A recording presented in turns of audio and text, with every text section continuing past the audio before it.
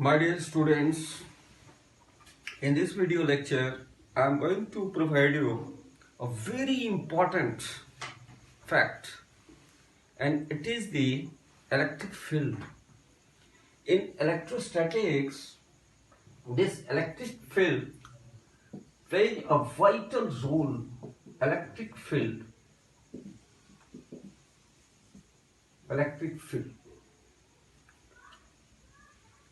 In this video lecture, I will try my best effort to put you a better concept of electric field.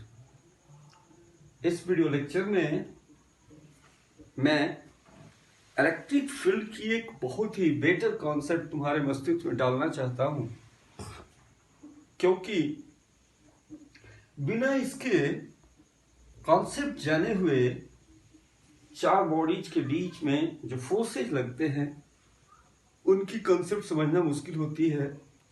उतनी ही नहीं, आगे चल करके जैसे Gauss's law, electric flux, Gauss's law, ये total सब electric field के concept पर बेस्ड है। इसलिए इस वीडियो लेक्चर में हम इलेक्ट्रिक फील्ड पर पूरी तरह से प्रकाश डालना चाहूंगा। देखो बालकों, फील्ड जिसका मतलब होता है क्षेत्र, चाहे वो फुटबॉल का फील्ड हो, चाहे वो क्रिकेट का फील्ड हो। तुम देखे होंगे कि जो फुटबॉल का मैच होता है उसके लिए एक फील्ड निर्धारित होता है, और जितने भी उसमें प्लेयर्स होते हैं उन तमाम प्लेयर्स को एक कॉन्फाइंड रीजन होता है, और जितने भी प्लेयर्स होते हैं उन तमाम प्लेयर्स की जो एक्टिविटीज होती है उस कॉन्फाइंड रीजन तक ही सीमित होती है। बिल्कुल उसी तरह से मैं यहाँ पर इस चार बॉडी के द्वारा पैदा किए गए फील्ड के बारे में डिस्क्राइब करना चाहते हैं। इलेक्ट्रिक फील्ड इसे हम डिफाइन करते हैं, डेफिनेशन कहते हैं the space around a charge body within which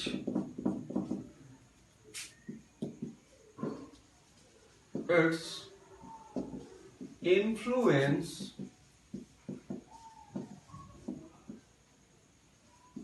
can be felt is called electric field.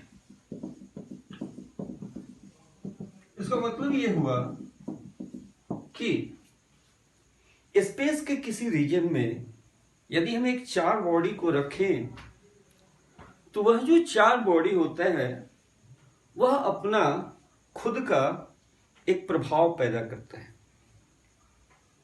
वह चार बॉडी जो कि स्पेस के किसी रीजन में रखा हुआ है, तो उसका जो प्रभाव है, जितने रीजन तक, जितना क्षेत्र तक उसका प्रभाव जाता है, उस प्रभाव क्षेत्र को ही उस चार बॉडी के द्वारा पैदा किया गया इलेक्ट्रिक फील्ड कहा जाता है। जैसे तुम लोग देखे होंगे कि एक मैग्नेट अगर ले लेते हैं और मैग्नेट से कुछ दूरी पर आयरन की बॉडी हुई कोई मटेरियल्स जब हम प्लेस करते हैं तो हम देखते हैं कि वह दूर से ही वह जो मैग्नेट है उस आयरन से बनी हुई मटेरियल्स को अपनी ओर खींच लेता है। उसी तरह से अगर हम एक चार्ज बॉडी ले लें जिसे हम सोर्स चार्ज कहें, तो उस सोर्स चार्ज से कुछ दूरी पर अगर कोई दूसरा चार्ज बॉडी अगर हम रखते हैं तो वह चार्ज बॉडी बिना इस चार्ज बॉडी के प्रभाव से प्रभावित हुए नहीं रह सकता।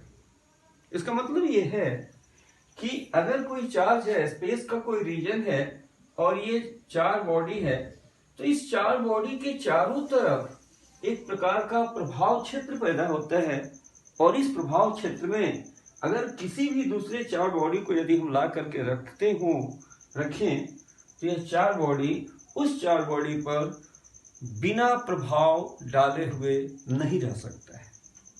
तो मैं यही बात कहा कि किसी भी चार बॉडी के चारों ओर का वह रीजन जहां तक उसके प्रभाव को, उसके इन्फ्लुएंस को फील किया जा सके, अनुभव किया जा सके, उस प्रभाव क्षेत्र को ही हम लोग इलेक्ट्रिक फील्ड कहते हैं। माय डियर स्टूडेंट्स, जिस चार्ज को हम लेते हैं और जिस चार्ज का कॉन्सेप्ट देकर के इलेक्ट्रिक फील्ड की बात करते हैं, उस चार्ज को हम लोग सोर्स चार्ज कहते हैं। ऐसे मान लिया कि ये हमने एक प्लस क्यू कूलम का चार्ज लिया है और इस चार्ज की बॉडी के चारों तरफ स्पेस के कुछ खास रीजन में हमने बाउंडेड कर दिया और ये कह दिया, इस निर्धारित कर दिया कि इस चार बॉडी का प्रभाव इतने रीजन तक होगा। वास्तव में किसी भी चार बॉडी का जो प्रभाव क्षेत्र होता है इनफाइनाइटली एक्सटेंड करता है, यानी किसी भी चार बॉडी का जो इन्फ्लुएंस होता है इन्फिनिटी तक जाता है। तो ये जो प्रभाव होता है, इसी प्रभाव को हम लोग इलेक्ट्रिक फील्ड कहते हैं। और इस इलेक्ट्रिक फील्ड का कंसेप्ट जानना तुम्हारे लिए अति आवश्यक है। जब हम इलेक्ट्रिक फील्ड की बात कर लिए तो अब हम एक बहुत ही इंपॉर्टेंट फिजिकल क्वांटिटी को डिफाइन करना चाहते हैं और उसके बारे में तुम्हें समझाने की कोशिश कर रहा हूं। यह जो फिजिकल क्वांटिटी है इसको हम लोग इलेक्ट्रिक फील्ड इंटेंसिटी के नाम से जानते हैं। Electric field intensity, electric field intensity. My dear students, यह जो इलेक्ट्रिक फील्ड इंटेंसिटी है इसको डिनोट करने के लिए कैपिटल ई का इस्तेमाल किया जाता है। पहली बात यह जानना जरूरी है, इलेक्ट्रिक फील्ड इंटेंसिटी जिसे हम इलेक्ट्रिक फील्ड स्ट्रेंथ के भी नाम से जानते हैं। कहीं कहीं सिर्फ इलेक्ट्रिक फील्ड वेक्टर ई लिख दिया जाता है। इसे हम इंटेंसिटी ऑफ इलेक्ट्रिक फील्ड के भी नाम से जानते हैं, कुछ भी कहा जाए। इलेक्ट्रिक फील्ड इंटेंसिटी जिसे हम ई से डिनोट करते हैं और यह एक वेक्टर क्वांटिटी होता है। It is a vector quantity and in SI system its unit is newton per coulomb.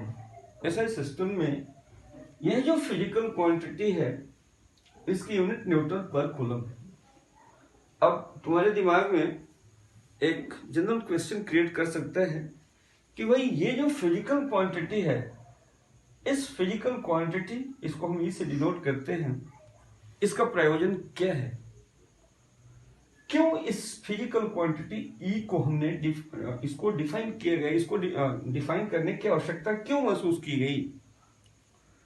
मैं ये बताना तुम लोगों को चाहूंगा कि किसी भी चार बॉडी के द्वारा जो इलेक्ट्रिक फील्ड पैदा होता है स्पेस के किसी रीजन में, तो उस रीजन में उस चार बॉडी के द्वारा जो प्रभाव क्षेत्र पैदा किया जाता है वह up to what degree of level, वह प्रभाव क्षेत्र कितना ताकतवर है। अगर ये एक सोर्स चार्ज है और इस सोर्स चार्ज के द्वारा ये एक कॉन्फाइंड रीजन है और मैं ये कहूं इस सोर्स के चार्ज के द्वारा ये पैदा किया गया इलेक्ट्रिक फील्ड का रीजन है, तो इसमें बहुत सारे पॉइंट्स हैं और ये तमाम पॉइंट्स कोई जरूरी नहीं कि इनका प्रभाव क्षेत्र हर बिंदु पर एक समान ही हो। तो यह फील्ड का प्रभाव भिन्न भिन्न पॉइंट्स पर कितना है, किस डिग्री ऑफ लेवल तक है। तो किसी भी चार बॉडी के द्वारा जो इलेक्ट्रिक फील्ड प्रोड्यूस किया जाता है उस फील्ड की स्ट्रेंथ क्या है, वो कितना ताकतवर है, इस बात को एक्सप्रेस करने के लिए एक फिजिकल क्वांटिटी को परिभाषित किया जाता है जिसे हम कैपिटल ई से डिनोट करते हैं। Now definition of electric field. Definition, it is defined as the force experienced by a unit positive charge. How do you define? The force experienced by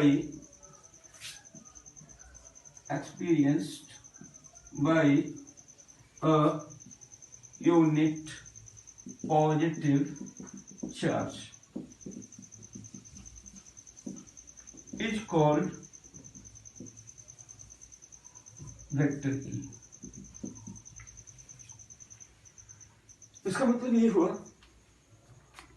मान लिया जाए कि एक सोर्स चार्ज Q है और इस सोर्स चार्ज से R दूरी पर यहां पर एक ऑब्जर्वेटरी पॉइंट P है और इस सोर्स चार्ज के द्वारा जो प्रभाव पैदा किया जाता है वह प्रभाव, उस प्रभाव की जो ताकत है इस पॉइंट P पर कितने डिग्री ऑफ लेवल तक है, इस चीज को एक्सप्रेस करने के लिए हमने यह जो फिजिकल क्वांटिटी डिफाइन किया vector ER, means that electric field intensity at a distance R from the source charge.